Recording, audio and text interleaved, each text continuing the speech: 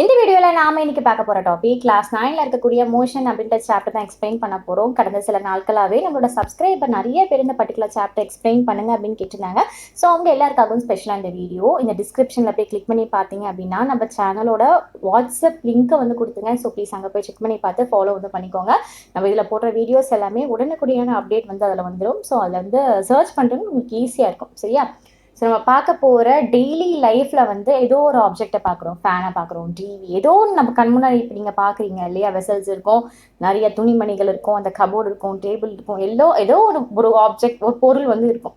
அந்த பொருள் ஒன்று எப்படி இருக்கும்? ஒன்று அசையாமல் இருக்கும், ரெஸ்ட், ஓகே, அசையாமன்னு ரெஸ்ட்டில் இருக்கும். அப்படி இல்லைன்னா ஒரு மோஷனில் இருக்கும், அது வந்து இயங்கிட்டு இருக்கும் அப்படின்னு சொல்லுவாங்க. இப்போ ஃபேனை பார்த்தா ஒன்று ஓடிட்டு இருக்கும், இல்லைன்னா ஓடாமல் இருக்கும். So objects in rest are options in motion. So இந்த ரெண்டு வகையாக தான் இருக்கும். சரி, நம்ம சுற்றி பார்க்குற விஷயங்கள் எல்லாமே. பறவைகள் பார்த்தா பறக்கும், ஃபிஷ் வந்து ஸ்விம் பண்ணும், நம்ம உடம்புல ஓடக்கூடிய ரத்தம் வந்து நாடி நரம்பு எல்லாம் ஓடிட்டு இருக்கும் இல்லையா? ஈவன் அந்த ஆட்டம், மாலிகுல், பிளானட்ஸு, ஸ்டார்ஸ், கேலரி, இது எல்லாமே ஒரு மோஷன்ல தான் இருக்கும். இமேஜின் பண்ணி பாருங்களேன், இந்த உலகம் வந்து சுற்றிக்கிட்டே இருக்கு இல்லையா? ஒரே ஒரு செகண்ட் வந்து சுத்தமாக போயிடுச்சுன்னா என்ன ஆகும்? எல்லாமே அழிஞ்சு போகிறது அப்படிங்கிறது உறுதி. ஸோ கிட்டத்தட்ட எல்லாமே அப்படி மோஷன்ல தான் இருக்கு இல்லையா? மோஷன் அப்படிங்கிறது எல்லாத்துக்கும் பொதுவான ஒரு விஷயம் தான், ஒரு அசைவு, ஒரு இயக்கம் அப்படிங்கிறது. ஆனால் அதில் எவ்வளோ நேரம், எதை குறித்து டைம் அப்படிங்கிறதா மாறுபடும் இல்லையா? எடுத்துக்காட்டுக்கு பாருங்களேன், இந்த காற்று வந்து எவ்வளோ வேகமாக அசையுது அப்படிங்கிறத நம்ம வந்து பல டைமென்ஷனில் வந்து தெரிஞ்சுக்கலாம். இப்போ காற்று வந்து மிதமாக இருக்குது, இப்போ காலையில் அந்தி பொழுது நேரத்திலலாம் அந்த தூசி துகள்கள் எல்லாம் பறக்கும். ஜன்னல் வழியாக வரக்கூடிய வெளிச்சத்தில் தூசிகள் பறக்கும், லைட்டாக நம்மளால் பார்க்க முடியும். அப்புறம் என்னது? காற்று வந்து மிதமாக இருக்குது. ஸோ அந்த காற்று அப்படிங்கிறது மூவ் ஆகிட்டு தான் இருக்குது. இது காற்றை கொஞ்சம் வேகமாக அடிக்கும் போது மரத்தில் இருக்கக்கூடிய இலைகள் எல்லாம் அசையும் போது காற்று கொஞ்சம் வேகமாக அடிக்க நம்மளால வந்து கண்டுபிடிக்க முடியும். பலமாக காற்றடிக்கும் போது என்ன ஆகும்னா அங்கே இருக்கக்கூடிய கிளைகள் எல்லாமே வந்து ஆட ஆரம்பிக்குமா. ஸோ அப்போ என்ன அர்த்தம்? காற்று வந்து ரொம்ப பலமாக அடிக்குதுன்னு அர்த்தம். ஸோ அந்த அசைவு, அந்த மோஷன் அப்படிங்கிறது இருக்கு. ஆனால் அது எந்த அளவுக்குள்ள இருக்கு அப்படிங்கிறது தான் வந்து வேற்றுமை வந்து ஆகுது இல்லையா? இந்த மோஷன் அப்படிங்கிறது ஒரு காம்ப்ளெக்ஸான விஷயம், ஒரு சிக்கலான விஷயம் அப்படின்னே சொல்லலாம். ஏன்னா ஒரு சில ஆப்ஜெக்ட் எல்லாமே ஸ்ட்ரெயிட் லைன்ல வந்து மூவ் ஆகும், ஒரு சிலது எல்லாமே சர்க்குலர், ஒரு வட்டமான பாதையில வந்து மூவ் ஆகும், ஒரு சிலது வந்து ரொட்டேட் ஆகும், ஒரு சிலது வைப்ரேட் ஆகும். இந்த மாதிரி ஏதாவது ஒன்று வந்து செஞ்சுட்டே இருக்கும். ஒரு சிலது எல்லாமே சேர்ந்து கலவையாக ஒரு மோஷன் வந்து உண்டாக்கும். ஸோ நம்ம இந்த சாப்டர்ல எதை பற்றி மெயினாக பார்க்க போகிறோம் அப்படின்னா motions of object along straight line. ஒரு ஸ்ட்ரெயிட் லைனில் போகக்கூடிய ஆப்ஜெக்ட் வந்து ஸோ எந்த மாதிரி ஒரு மோஷன்ஸ்லாம் உண்டாக்குது அப்படிங்கிறதான் பார்க்க போகிறோம். சரியா? நெக்ஸ்ட் பார்க்க போகிற டாபிக் வந்து டிஸ்கிரைபிங் மோஷன் அப்படிங்கிறது. Location of the object by specifying reference point. அதாவது ஒரு பொருளோட இருப்பிடத்தை, அதாவது அது எங்கே இருக்குது அப்படிங்கிறத வச்சு தான் அந்த ரெஃபரன்ஸ் பாயிண்ட் வந்து அமையும் அப்படின்ற மாதிரி சொல்கிறாங்க. இதுக்கு சிறந்த ஒரு எடுத்துக்காட்டு என்ன அப்படின்னு பார்த்தா, ஒரு வில்லேஜ் இருக்குது, ஒரு ஊர் இருக்குன்னு வச்சுக்கோங்க. அந்த ஊரில் ஒரே ஒரு ஸ்கூல் இருக்குது. ஸோ இப்போ யாராவது ஒருத்தவங்க வந்து அந்த ஸ்கூல் எங்கேப்பா இருக்குது அப்படின்னு கேட்கும்போது அந்த தேர்ட் பர்சன் என்ன சொல்லுவாங்க அப்படின்னா, அந்த அங்கே ரயில்வே ஸ்டேஷன் இருக்கும், அந்த ரயில்வே ஸ்டேஷனில் 2 கிலோமீட்டர் தள்ளி நார்த்தன் சைடில் தான் அந்த ஸ்கூல் இருக்குது அப்படின்னு சொல்கிறாங்க. ஸோ இந்த இடத்துல பார்த்தீங்க அப்படின்னா இந்த ரயில்வே ஸ்டேஷனை குறிப்பிடுறாங்க இல்லையா? இதுதான் வந்து ஒரு ரெஃபரன்ஸ் பாயிண்ட். அவங்களோட ரெஃபரன்ஸ் வந்து எடுத்துக்கிறாங்க. அண்ட் ஒவ்வொருத்தருக்கு ஏற்ற மாதிரி இந்த ரெஃபரன்ஸ் பாயிண்ட் வந்து அவங்களோட கன்வீனியன்ட்க்கு ஏற்ற மாதிரி மாறிடும். ஆனால் இந்த இடத்துல இந்த இதில் வந்து ரயில்வே ஸ்டேஷன்லேருந்து ஒரு 2 கிலோமீட்டர் தள்ளிப்பா அப்படின்ட்டு உங்ககிட்ட யாராவது வழி கேட்டாங்கன்னா, சரி இந்த பர்டிகுலர் கோயில் எங்கப்பா இருக்குது அப்படின்னு கேட்டாங்கன்னா, ஓகே இந்த ஸ்ட்ரீட்குள்ளே போங்க, இங்கேருந்து அந்த ஒரு பெரிய வீடு இருக்கும், ஒரு ஆரஞ்சு கலர் வீடு இருக்கும், அந்த ஆரஞ்சு வீட்டிலேருந்து 2 இது தள்ளி கோயில்மாங்க. ஸோ இந்த இடத்துல வந்து ரெஃபரன்ஸ் பாயிண்ட் வந்து எது? அந்த ஆரஞ்சு கலர் வீடு. ஸோ ஒரு பொருளை மையமாக வச்சுட்டு இன்னொரு ஒரு கேட்குறாங்க இல்லையா? ஸோ அதுதான் வந்து ரெஃபரன்ஸ் பாயிண்ட். இந்த ரெஃபரன்ஸ் பாயிண்ட்டை தான் என்னன்னு சொல்லுவாங்க அப்படின்னா ஒரிஜின் அப்படின்னு சொல்லுவாங்களாம். ஓகேவா? புரியுதா? சூப்பர். இப்போ நான் வந்து ஒரு விஷயம் சொல்கிறேன், பட் இது நீங்கள் வந்து நோட் பண்ணிக்கோங்க. இது வந்து உங்களுக்கு வந்து புக்கில் கொடுக்கல, உங்களுக்கு வந்து ஒரு எக்ஸ்ட்ரா தகவல் மாதிரி தான். ஸோ எல்லாமே வந்து தெரிஞ்சு வச்சுட்டு நல்லது தானே. மோஷன் அப்படிங்கிறது வந்து ஒரு 3 டைப்ஸாக கிளாஸிஃபை ஆகுது. ஒன்று வந்து இஸ் பேஸ்ட் ஆன் பாத், போகக்கூடிய வழியை பொறுத்து, is based on periodicity, is based on object speed. Okay, based on பாத்னா என்ன அப்படின்னு பார்த்தா, முதல்ல வந்து டிரான்ஸ்லேட்டரி மோஷன். அதாவது ஒரு ஆப்ஜெக்ட் வந்து சேம் டைரக்ஷனில் சேம் ஸ்பீடில் போச்சு அப்படின்னா அதுதான் ஆக்சிலேட்டரி மோஷன். ஒரு ஆப்பிள் வந்து அதோட மரத்து மேலேருந்து கீழே விழும்போது என்ன மேலேருந்து கீழே வரும்போது அப்படியே ஒரே சேம் லென்த்தாக தான் விழும் இல்லையா? ஸோ இதுக்கு ஒரு இது. அப்புறம் ரொட்டேட்டரி மோஷன், அதாவது சுழற்சி இயக்கம் அப்படின்னு சொல்லுவாங்க. நம்ம மேலே பார்க்குற ஃபேன்லாம் பாருங்களேன், அப்படியே ரவுண்டாக சுற்றிட்டே இருக்கு தெரியுமா? அதுதான் வந்து ரொட்டேட்டரி மோஷன் அப்படிங்கிறது. 3வது வந்து சர்க்குலர் பாத் மூலியமா. இது வந்து அந்த ஏர்த்தை பாருங்களேன், அப்படியே ஃபுல் அதோட சுற்றலை வந்து சுற்றிட்டே இருக்கு இல்லையா? அது. அதுக்கப்புறமா ஆசிலேட்டரி மோஷன்ஸ், அதாவது இந்த பெண்டுலம் மூவ்மெண்ட் இருக்கும் இல்லையா? அப்படியே போயிட்டு வந்துட்டு மறுபடியும் அப்படியே போயிட்டு. ஸோ அந்த பெண்டுலம் மூவ்மெண்ட், இது வந்து ஆசிலேட்டரி மோஷன் அப்படிங்கிறது.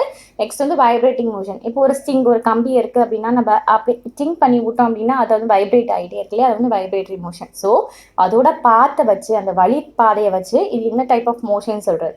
இன்னொன்று வந்து பீரியாடிசிட்டி. வந்து பீரியட் அண்ட் நான் பீரியட் வந்து 2 வகைப்படும். இன்னொன்று வந்து ஆப்ஜெக்டோட speed, uniform and non uniform அப்படிங்கிறது. இப்போ சொன்னது வந்து எக்ஸ்ட்ரா தகவல், உங்களுக்கு கண்டிப்பாக தெரிஞ்சுக்க வேண்டியது. தெரிஞ்சுக்கிட்டிங்கன்னா ஈஸியாக இருக்கும் மேலே மறுபடியும் வேறு கிளாஸஸ்லாம் வந்து படிக்கும்போது. ஓகே, ஸோ இப்போ பேக் டு த லெசன். இப்போ ஃபர்ஸ்ட் பார்க்க போகிறது வந்து மோஷன் அலாங் அ ஸ்ட்ரெயிட் லைன் அப்படிங்கிறது. இருக்கிறதுலையே மோஷனில் நம்ம வந்து எடுத்துக்கிட்டோம் அப்படின்னா இந்த ஒரு டைப் தான் ரொம்ப ஈஸியானது, அலாங் எ ஸ்ட்ரெயிட் லைன் அப்படிங்கிறது. ஏன்னா எந்த ஒரு இதுவுமே இல்லை, ஃபார்முலா அப்படிங்கிறது எல்லாருக்குமே ரொம்ப ஈஸி தான். சரியா? இப்போ ஒரு இது காமிச்சிருக்காங்களே, இப்போ இமேஜின் பண்ணிக்கோங்க, என்னோட பேர் வந்து மதி. ஸோ நான் என்ன வந்து ஆஸ் அ பர்சனாக நான் வந்து இமேஜின் பண்ணிக்கிறேன். இதில் வரக்கூடிய பர்சனை நீங்கள் உங்களோட பேரை கூட வச்சுக்கலாம். சரியா? ஸோ நான் என்ன பண்ண போகிறேன்னா, ஒரு இடத்துலேருந்து இன்னொரு இடத்துக்கு போகிறேன். ஸோ இந்த ஒரு பிக்சர் பார்த்துக்கோங்களேன், அதில் கொடுத்துருக்காங்க இல்லையா? 0 C B A அப்படின்ற மாதிரி கீழே போட்டிருக்க நம்பர்ஸ் எல்லாமே வந்து கிலோமீட்டர்ஸ். ஸோ 0ல் வந்து நான் நிற்கிறேன். ஸோ 0ல் வந்து மதி அப்படின்றவன் நான் நிற்கிறேன். ஸோ அது வந்து ரெஃபரன்ஸ் பாயிண்ட் அப்படிங்கிறது. இதில் வந்து நான் என்ன பண்ணா, ABC இருக்கு இல்லையா? இதெல்லாம் நான் போகக்கூடிய அந்த இன்டென்ஷன், அந்த இடைவெளி. ஏ அப்படிங்கிறது நான் ரீச் பண்ணக்கூடிய இடம். அந்த ஏபிசி எல்லாமே இடைவெளி எவ்வளோ தூரத்தில் இருக்குது அப்படின்றது கூடியது. ஸோ இப்போ வந்து மதி வந்து என்ன பண்ணணும் அப்படின்னா, ஓ கிட்ட இருந்து சி அண்ட் பியை கிராஸ் பண்ணி தான் ஏவை வந்து ரீச் ஆகணும் இல்லையா?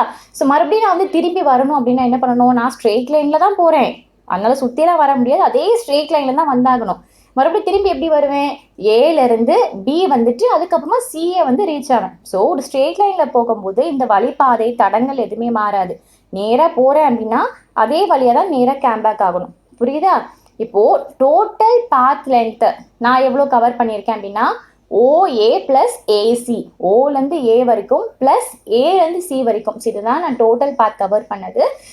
இதுக்கு ஃபார் எக்ஸாம்பிள் வந்து 60 கிலோமீட்டர் + 35 கிலோமீட்டர் = 95 கிலோமீட்டர். நான் டோட்டலாக ட்ராவல் பண்ண அந்த கிலோமீட்டர் எவ்வளோ அப்படின்னு பார்த்தா 95 கிலோமீட்டர் அப்படிங்கிறது. இதுதான் நான் கடந்து வந்த தூரம்.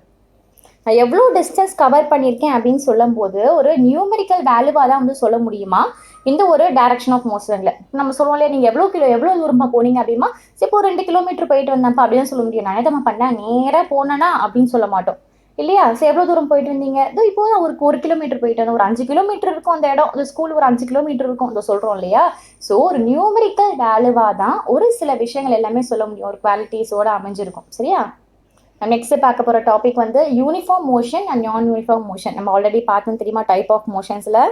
தேர்ட் டைப் ஆஃப் மோஷன் என்னது பார்த்தோம் இல்லையா, ஆப்ஜெக்ட் ஸ்பீடு என்ன பிரிஞ்சது, யூனிஃபார்ம் நான் யூனிஃபார்ம். ஸோ நம்ம அதை தான் பார்க்க போகிறோம். அதுக்காக தான் அந்த இதை ஸ்பெசிஃபை பண்ணி நான் சொன்னது. சரியா? So uniform motion and non uniform motion இதில் என்ன அப்படின்னா எல்லாமே ஸ்ட்ரெயிட் லைன். நீங்கள் ஞாபகம் வச்சுக்கோங்க, சாப்டர் ஃபுல்லாகவே எல்லாமே ஸ்ட்ரெயிட் லைன். ஸோ வந்து மாறாது. ஸோ இது ரொம்பவே ஈஸியாக தான் இருக்கும். இப்போ ஒரு பர்சன் வந்து ஒரு 5 கிலோமீட்டர் தூரத்தை வந்து ஒரு செகண்டில் கிராஸ் பண்ணுறாங்க, ஒரு ஓட்டப்பந்தயம் வைக்கிறாங்க. அப்போ ஒரு பர்சன் வந்து ஒரு செகண்டில் 5 கிலோமீட்டர் வேகமாக, ஒரு செகண்ட்லங்கும்போது எப்படி இருக்கும் பாருங்கள், சூப்பரில். ஸோ ஒரு கிராஸ் பண்ணுறாங்க, இமேஜின் பண்ணிக்கோங்க. ஓகே, ஸோ கிராஸ் பண்ணுறாங்க. அடுத்த இன்னொரு செகண்டில் வந்து இன்னொரு 5 கிலோமீட்டர் கிராஸ் பண்ணுறாங்க. அடுத்த இன்னொரு செகண்டில் வந்து இன்னொரு 5 கிலோமீட்டர் கிராஸ் பண்ணுறாங்க. ஸோ 4th செகண்டில் இன்னொரு 5 கிலோமீட்டர் கிராஸ் பண்ணுறாங்க. ஸோ இந்த கேஸில் பார்த்தீங்க அப்படின்னா இந்த பர்சன் வந்து ஒவ்வொரு செகண்ட்ஸ்லையும் 5 மீட்டர் வந்து கவர் பண்ணிட்டு இருக்காங்க. ஸோ இந்த ஒரு ஆப்ஜெக்ட் வந்து ஈக்குவல் டிஸ்டன்ஸில் ஈக்குவல் இன்டர்வலில் வந்து அதோட டைம் வந்து கவர் பண்ணுது. ஸோ இதுதான் யூனிஃபார்ம் மோஷன் அப்படிங்கிறது. ஸோ இப்போ மீதி இந்த டைமில் என்ன சொல்கிறது, ஈக்குவல் டைம் இல்லாமல் ஈக்குவல் டிஸ்டன்ஸ் கவர் பண்ணுற டைம் இல்லாமல் பண்ணுறது எல்லாமே அப்போ என்னது, நான் யூனிஃபார்ம் மோஷன். ரொம்ப ஈஸி. ஓகேவா? ஸோ இப்போ இந்த டேப்லெட் காலம் பார்த்துக்கோங்களேன். ஏயோட பர்ஃபார்மன்ஸ், அந்த distance travel by A, distance travel by B அப்படிங்கிறது பார்த்தீங்க அப்படின்னா ஏ வந்து பாருங்களேன், ஒரு 10 இன்டர்வல்ஸில் தான் எல்லாமே வந்து கவர் பண்ணியிருப்பாங்க. ஸோ அப்போ ஏ அப்படிங்கிறது யூனிஃபார்ம் மோஷனில் வந்து உள்ளடங்கிறோம். பி அப்படிங்கிறது அதோட நம்பர்ஸ் எல்லாமே நியூமரிக்கல் வேல்யூ எல்லாமே மாறுபடுது. அப்போ பி அப்படிங்கிறது என்னது நான் யூனிஃபார்ம் மோஷன் அப்படிங்கிறது. ஸோ ரொம்ப ஈஸி தான், புரிஞ்சுதா? சூப்பர், பக்கா. ஸோ நெக்ஸ்ட் பார்க்க போகிற டாபிக் வந்து measuring the rate of motion அப்படிங்கிறது. எக்ஸ்பிளனேஷனுக்கு போகிறதுக்கு முன்னாடி இந்த பிக்சர்ஸ் ரெண்டுமே வந்து அப்சர்வ் பண்ணுங்களேன். ஃபர்ஸ்ட் வந்து கிரிக்கெட் மேட்ச் நடக்குது. ஸோ அங்கே அதோட பவுலிங் ஸ்பீட் லிமிட் எல்லாமே வந்து கீழே போட்டிருக்காங்க. ஸோ ரெண்டாவது வந்து பிக்சரை பார்த்தீங்கன்னா ஒரு சைன் போர்டு இருக்குது. ஸோ அதில் வந்து வெஹிக்கிளோட அந்த ஸ்பீட் லிமிட் எவ்வளோன்னு கொடுத்துருக்காங்க. காரோட ஸ்பீட் லிமிட் வந்து 1 hour 50 கிலோமீட்டர் அப்படின்னும், அந்த ஹெவி வெஹிக்கிள் அந்த ட்ரக்லாம் இருக்கு இல்லையா, அது வந்து பர் ஹவருக்கு 40 கிலோமீட்டர் அப்படின்னு கொடுத்துருக்காங்க. இப்போ பாருங்கள், இந்த பவுலிங் ஸ்பீட் வந்து இன்கேஸ் 143 கிலோமீட்டராக இருந்துச்சு அப்படின்னா அந்த சைன் போர்டோட இது வந்து மாற்றமைப்படுது இல்லையா. ஏன் அப்படின்னா இந்த different object take different amount of time. Okay, ஏன்னா ரெண்டுமே வெவ்வேறு ஆப்ஜெக்ட்டு.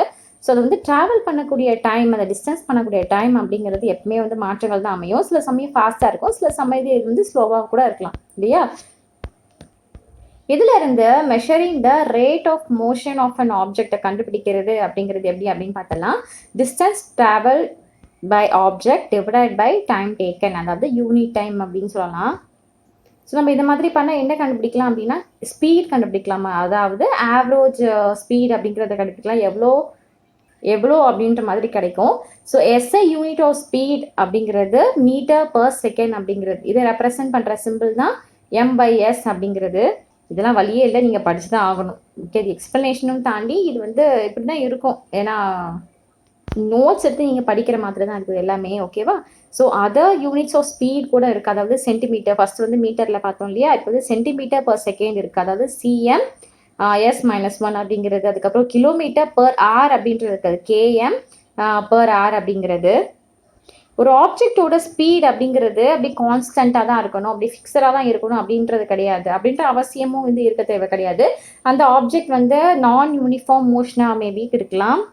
சில சமயம் ஸ்பீடாக போகும், அந்த மோஷன் சில சமயம் வந்து ஸ்லோவாக போகும். ஒரு எக்ஸாம்பிள் வந்து கொடுத்துருக்காங்க பாருங்களேன். ஒரு கார் வந்து ஒரு 100 கிலோமீட்டர் வேகத்தில் வந்து போயிட்டுருக்கு. 2 hours வந்து கிராஸ் பண்ண டிஸ்டன்ஸ் வந்து ட்ராவல் பண்ணுது. அதோட ஆவரேஜ் ஸ்பீட் எது அப்படின்னு, காரோட ஆவரேஜ் ஸ்பீட் அப்படின்னு பார்த்தோம் அப்படின்னா 50 கிலோமீட்டர் பர் hour தான். ஸோ இந்த கார் வந்து 50 கிலோமீட்டர் பர் hour அப்படின்னா 50 கிலோமீட்டர் பர் அந்த கிலோமீட்டர்லேயே அந்த பர் ஹவர்லேயே போயிட்டுருமா கிடையாது. ஒரு சில சமயம் அதோட லிமிட் தாண்டி கொஞ்சம் ஸ்பீடாக போகலாம், ஒரு சமயம் ரொம்ப ஸ்லோவாக போகலாம். ஸோ இது வந்து இந்த எவ்வளோ நேரம் வந்து எடுத்துக்குது அப்படின்ற மாதிரிலாம் கிடையாது. ஃபாஸ்ட் ஸ்லோ அப்படின்றது வந்து கிடையாது. ஓகேவா. இப்போ ஒரு ஆப்ஜெக்ட் வந்து ஒரு 16 minutes 16 மீட்டரை வந்து 4 செகண்டில் வந்து கிராஸ் பண்ணுறாங்க அப்படின்னா, அப்புறம் இன்னொரு ஒரு 16 மீட்டரை வந்து 2 செகண்ட்ஸில் வந்து கிராஸ் பண்ணிடுறாங்க. அப்படிங்கும்போது அதோட ஆவரேஜ் ஸ்பீட் என்னவா இருக்கும் அப்படின்னா the total distance traveled by object மொத்தம் எவ்வளோ தூரம் வந்து கவர் பண்ணிக்காங்க, 16 metre. So 16 metre + 16 metre equal to total 32 metre அப்படிங்கிறது. ஸோ எவ்வளோ நேரம் எடுத்துக்கிட்டாங்க, 4 seconds + 2 seconds, 4 செகண்ட்லையும் 2 செகண்ட்லையும் வந்து கவர் பண்ணியிருக்காங்க. So plus equal to 6 seconds அப்படிங்கிறது. அப்போ ஆவரேஜ் ஸ்பீட் நம்ம எப்படி கண்டுபிடிப்போம், total distance travel divided by total time taken. அப்போ 32 divided by 6 equal to 5.33 metre per second அப்படிங்கிறது தான் ஆன்சர். ஓகே, ஸோ ரொம்ப ஈஸி. நெக்ஸ்ட் பார்க்க போகிற டாபிக் வந்து ஸ்பீட் வித் டைரக்ஷன்ஸ் அப்படிங்கிறது. அதாவது ஒரு ஆப்ஜெக்ட் வந்து எந்த திசையில் எவ்வளோ வேகமாக போகுதோ அதுதான் நம்ம வந்து வெலாசிட்டி அப்படின்னு சொல்லுவோம். இந்த வெலாசிட்டி ஆஃப் ஆப்ஜெக்ட் அப்படிங்கிறது வந்து யூனிஃபார்மாகவும் இருக்கலாம், வேரியபிளாகவும் இருக்கலாம். ஸோ ஒரு ஃபிக்ஸட் அப்படின்ற மாதிரிலாம் வந்து கிடையாது. இது வந்து அந்த ஆப்ஜெக்ட்டுக்கு ஏற்ற மாதிரி அதோட சேஞ்ச் ஆகிட்டே தான் இருக்கும். அந்த டைரக்ஷன் போகிறத பொறுத்து, அந்த ஆப்ஜெக்ட் வந்து எவ்வளோ ஸ்பீடில் போகிறதுன்றதை பொறுத்து இந்த வெலாசிட்டி அப்படிங்கிறது எப்பவுமே சேஞ்ச் ஆகிட்டே தான் இருக்கும். இப்போ ஒரு ஆப்ஜெக்ட் வந்து அதோட ஸ்ட்ரெயிட் லைனில் ஆனால் வேரியபிள் ஸ்பீடில் போகுது. ஓகே, இப்போ ஒரு கிட்டத்தட்ட ஒரு 30 செகண்ட்ஸ் எடுத்துக்குதுன்னா அடுத்த இதில் வந்து ஒரு 25 செகண்ட்ஸ், அடுத்த இதில் மறுபடியும் 30 செகண்ட்ஸ், அடுத்தல மறுபடியும் ஒரு 40 செகண்ட்ஸ். ஸோ இதே மாதிரி ஒரு வேரியபிள் ஸ்பீடில் வந்து எடுத்துக்குது அப்படின்னா இது நம்ம எப்படி எக்ஸ்பிரஸ் பண்ணுவோம் அப்படின்னா the magnitude of its rate of motion in terms of average velocity.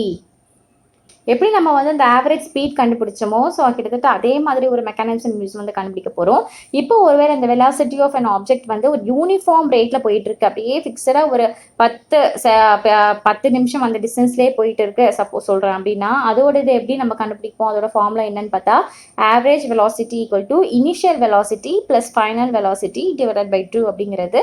இதை ஷார்ட் ஃபார்மாக சொல்லணும் அப்படின்னா V equal to U + V divided by 2 அப்படிங்கிறது. மேபி உங்களுக்கு ஸ்டார்ட்டிங்கில் வந்து கொஞ்சம் இதாகும். பட் இந்த எக்ஸாம்பிள்ஸ் இங்கே கொடுத்துருக்கக்கூடிய அந்த சம்ஸ் எல்லாம் பார்த்தீங்க அப்படின்னா உங்களுக்கு ரொம்பவே ஈஸியாக இருக்கும். சம்ஸில் நிறைய எக்ஸாம்ஸில் கேட்க வாய்ப்பு இருக்குது. ஸோ ஒன்றையும் ஸ்கிப் ஆனால் கொஞ்சம் வந்து நல்லா கொஞ்சம் பார்த்துருங்க. ஓகேவா? இன்கன்வீனியன்ஸ்க்கு வந்து ரொம்ப சாரி. 2 நாளா எங்க ஏரியால கொஞ்சம் பவர் இஷ்யூஸ் இருந்ததுனால, என்னால லாங் வீடியோ வந்து அப்லோட் பண்ண போட முடியல. ஸோ ரொம்ப சாரி. ஸோ நாளைக்கு கண்டிப்பா இந்த சாப்டரோட ஃபுல் வீடியோ நான் வந்து ரெடி பண்ணி போட்டுறேன். ஸோ பார்ட் 2 வீடியோ வந்து ரெடி ஆயிரும். நம்ம சேனலோட வாட்ஸ்அப் லிங்க்ல போய் பார்த்தீங்கன்னாவும் உங்களுக்கு வந்து தெரிஞ்சிரும். நம்ம சப்ஸ்கிரைபர் வந்து நெறைய பேர் வந்து ரிப்பீட்டடா இந்த பர்ட்டிகுலர் சாப்டர் எக்ஸ்பிளைன் பண்ணுங்க அப்படின்னு கேட்டனால தான் இந்த ஹாஃப் வீடியோவுமே நான் வந்து ரெடி பண்ணி போட்டேன். ஸோ நாளைக்கு இந்த சாப்டரோட ஃபுல் வீடியோ உங்களுக்கு வரும். So sorry. ஓகேவா?